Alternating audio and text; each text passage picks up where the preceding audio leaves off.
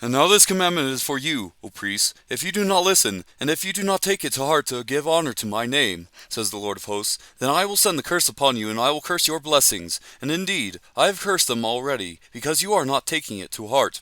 Behold, I am going to rebuke your offspring, and I will spread refuse on your faces, the refuse of your feasts, and you will be taken away with it.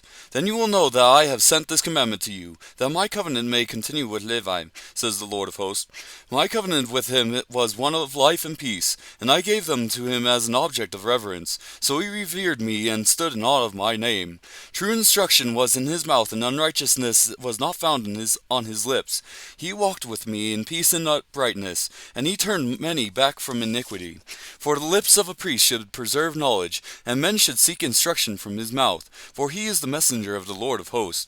But as for you, you have turned aside from the way, you have caused many to stumble by the instruction. You have corrupted the covenant of Levi, says the Lord of hosts.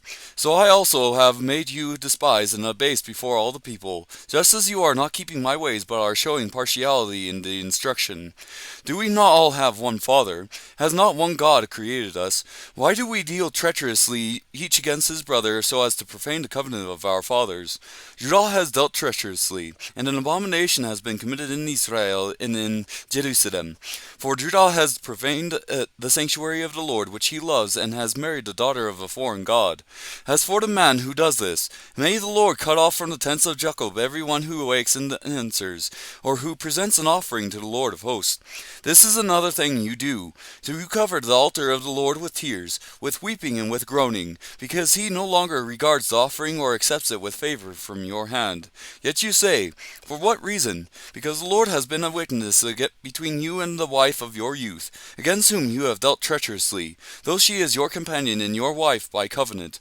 But not one has done so who has a remnant of the Spirit. And what did that one do while he was seeking a godly offspring? Take heed then your spirit, and let no one deal treacherously against the wife of your youth. For I hate divorce, says the Lord, the God of Israel, and him who covers his garment with wrong, says the Lord of hosts. So take heed to your spirit, that you do not deal treacherously. You have wearied the Lord with your words. Yet you say, how have we wearied him? And that you say, everyone who does evil is good in the sight of the Lord, and he delights in them. Or, where is the God of justice?